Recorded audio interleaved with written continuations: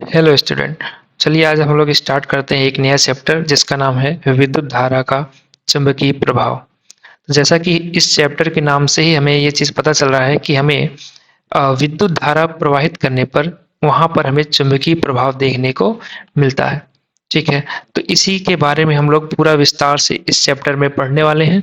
तो सबसे पहला टॉपिक इसमें हम लोग पढ़ेंगे जो कि है चुंबकीय क्षेत्र की संकल्पना। मतलब कि जो ये चुंबकीय क्षेत्र है आखिर ये चीज़ है क्या, और ये इसकी संकल्पना हम लोग इसकी कल्पना कैसे करते हैं कि यहाँ पर एक चुंबकीय क्षेत्र है, कैसे समझते हैं इन चीज़ों को। ठीक है, तो पहले पूरी हेडिंग लिख लेते हैं हम लोग, चुंबकीय क्षेत्र की संकल्पना। ओके, तो पहले सबसे पहले हम लोग यहाँ पर बेसिक चीज़ जानेंगे कि आखिर एक चुंबक होता क्या है। आप लोग चुंबक देखे होंगे एक इस तरह से, एक क्षण चुंबक बोलते हैं इसे, जहाँ पर एक नॉर्थ होता है दूसरी तरफ साउथ होता है। ये नॉर्थ पोल और साउथ पोल होता है।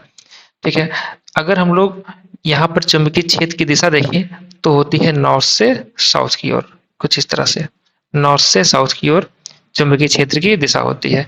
और बात करें तो नॉर्थ और नॉर्थ साउथ और साउथ में यहाँ पर होता है प्रतिकर्षण, मतलब कि अगर एक दूसरे से ये दूर जाएंगे, अगर एक क्षण चुंबक नॉर्थ साइड इधर है साउथ इधर है और इधर ये नॉर्थ है तो ये साउथ है, यहाँ पर हमें प्रतिकर्षण देखने को मिलेगा। ठीक है, और इसी तरह से अगर नॉर्थ साउथ या फिर साउथ नॉर्थ है तो फिर हमें यहाँ पर आकर्षण देखने को मिलता है। ये एक चुंबक की विशेषता है इस तरह से। ठीक है, तो अब हमें यहाँ पे देखना क्या है कि चुंबकीय क्षेत्र आखिर होता क्या है। तो देखो, मान लो ये क्षण चुंबक है, ऐसे हमने यहाँ पे रखा हुआ है। ठीक है, इस क्षण चुंबक की वजह से यहाँ पर कोई ना कोई एक क्षेत्र होगा, कुछ इस तरह से यहाँ पर चारों ओर एक क्षेत्र होगा। ठीक है, और इसी क्षेत्र को हम लोग चुंबकीय क्षेत्र बोलते हैं। तो हमें पता कैसे चलेगा कि इसका चुंबकीय क्षेत्र यहाँ पर मौजूद है। इसके लिए हम लोग यहाँ पर ले आते हैं कंपास को। कंपास क्या होता है, आप देखेंगे कंपास कुछ इस तरह से हमें देखने को मिलेगा। ये वाला ये जो हम लोग चित्र देख रहे हैं यही कंपास होता है, जहाँ पर एक तरफ नॉर्थ डायरेक्शन जो रेड वाला होता है ये नॉर्थ है और जो दूसरा है वो साउथ है। तो जो नॉर्थ है वो रेड कलर से मार्क रहता है चाहे जो भी कंपास होगा। जब इस कंपास को हम लोग ले आते हैं, जब इस कंपास को हम लोग ले आएंगे इसके पास, किसके पास लेके आएंगे, चुंबक के पास लेके आएंगे, इस क्षण चुंबक के पास लेके आएंगे ऐसे। यहाँ पे जब इसके ये क्षेत्र में होगा तो जो सुई हम लोग देख पा रहे हैं, सुई जो सीधी है वो इसमें डिफ्लेक्शन आएगा और ये इधर की ओर घूम जाएगा। ये सुई अपने कोण बनाते हुए कुछ घूम जा रहा है। ठीक है, तो ये जो कोण बनाते हुए घूम जा रहा है, इससे हमें भैया पता चलता है कि यहाँ पर कोई ना कोई क्षेत्र है जो इस सुई की दिशा को बदल दे रहा है। और इस सुई की दिशा केवल एक ही क्षेत्र बदल सकती है जब वहां पर कोई चुंबक हो। ठीक है, तो इसलिए हम लोग बोलते हैं कि वहां पर कौन सा क्षेत्र है, चुंबकीय क्षेत्र है। ठीक है, तो कहने का मतलब अगर यहाँ पर इस तरह से यहाँ पर कोई हमारे पास एक चुंबकीय सुई रखी हुई है, कंपास बोलते हैं इसे हम लोग रखे हुए हैं, तो यहाँ पे नॉर्थ साउथ कुछ इस तरह से शो कर रहा है। लेकिन जैसे ही यहाँ पर आएगा ये नॉर्थ नॉर्थ साउथ ऐसे ना होकर के थोड़ा सा डिफ्लेक्शन आ जाएगा, नॉर्थ इधर की ओर बताने लग जाएगा। ठीक है, जबकि स्थिति क्या थी यहाँ पर, तो ये यहाँ पे इतना घूम गया। तो ये जो विक्षेप उत्पन्न हुआ है, डिफ्लेक्शन उत्पन्न हुआ है, ये किसके कारण हुआ है, इस क्षेत्र के कारण हुआ है और इसी क्षेत्र को हम लोग बोलते हैं चुंबकीय क्षेत्र बोलते हैं। ठीक है, चुंबकीय क्षेत्र की संकल्पना में चुंबकीय क्षेत्र की परिभाषा कैसे परिभाषित करेंगे कि किसी चुंबक के चारों ओर का वह क्षेत्र, ठीक है, किसी चुंबक के चारों ओर का वह क्षेत्र जहां पर चुंबकीय सुई लाने पर उसमें विक्षेप उत्पन्न होता है चुंबकीय क्षेत्र कहलाता है। ठीक है, कैसे कहेंगे कि किसी चुंबक के चारों ओर का वह क्षेत्र जहां पर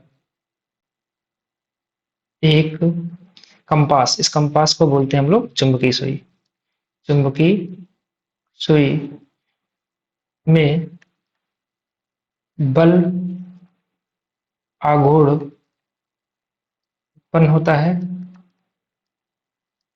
तथा वह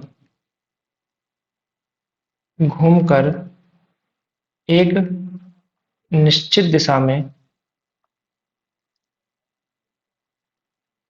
ठहरती है,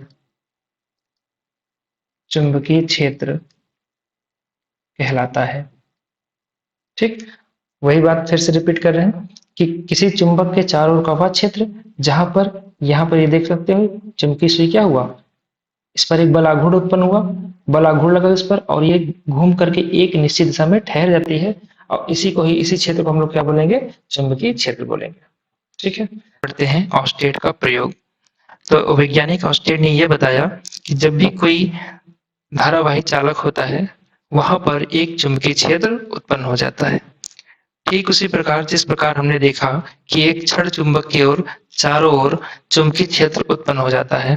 ठीक है, और वह चुंबकीय क्षेत्र कैसे पता चलता है वहां पर है, जब हम कोई एक कंपास उसके पास ले जाते हैं, अर्थात जब हम उसके पास चुंबकीय सुई को, लोग मानते हैं ये एक चालक तार AB है।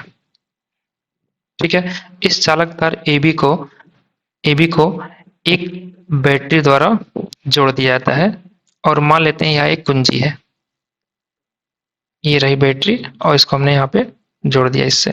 अब क्या होगा, जब कुंजी बंद है तो यहाँ पे धारा प्रवाहित होने लग जाएगी, इस चालक तार में धारा I प्रवाहित होने लग जाएगी।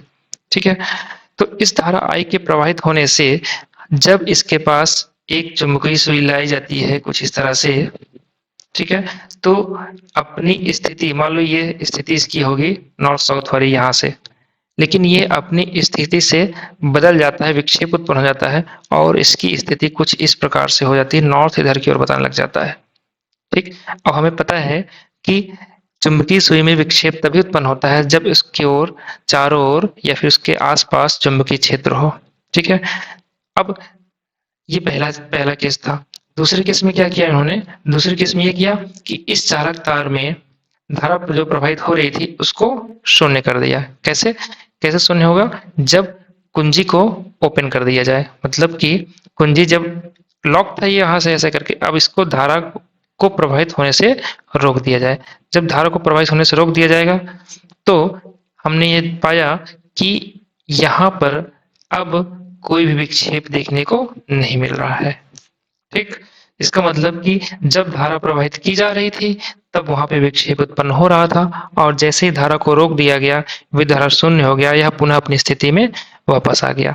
ठीक है, थर्ड केस पे एक देख सकते हैं।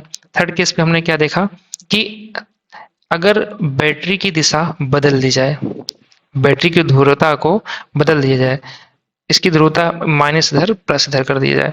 ठीक है, और ये चालक तार AB है, इस चालक तार AB में अब धारा इस दिशा में प्रवाहित होगी। ठीक है, और जैसे ही हमने देखा कि जो चुंबकीय सुई है यह अपनी दिशा को भी बदल देता है इस तरह से। अगर हम लोग कंपेयर करें यहाँ से इस वाले में, तो यहाँ से यहाँ पे देखोगे तो विपरीत दिशा में विक्षेपित हो गया है। ये कहने का मतलब कि बैटरी की ध्रुवता बदलने से क्या हो रहा है, चुंबकीय क्षेत्र की दिशा भी विपरीत दिशा में बदल जाती है। ठीक है, और फोर्थ केस हम लोग क्या देख सकते हैं कि जैसे ही इसकी प्रबलता बढ़ाई जाए, चुंबकीय क्षेत्र की प्रबलता भी बढ़ जाती है। कैसे, हमने ये बैटरी की ध्रुवता तो पहले वाले केस के जैसे रखा है, लेकिन इस बार हमने नंबर ऑफ सेल बढ़ा दिया है। ठीक है, तो अब इसमें धारा प्रबल प्रवाहित होगी, इसमें धारा जो प्रवाहित होगी अब वो प्रबल हो जाएगी। मान लेते हैं धारा I1 है, तो इसमें I1 जो होगा वो ग्रेटर देन किससे है, I से, पहले वाली धारा से है। इस स्थिति में जो पहली स्थिति में इतना डिफ्लेक्शन आया था, यहाँ तक आया था, इसका डिफ्लेक्शन और ज्यादा बढ़ जाता है, यहाँ तक हो जाता है। ठीक है, इससे क्या पता चला, इससे यह पता चला कि अगर धारा प्रबल होगा तो चुंबकीय क्षेत्र भी प्रबल हो जाएगा। यही ऑस्टेट का प्रयोग है।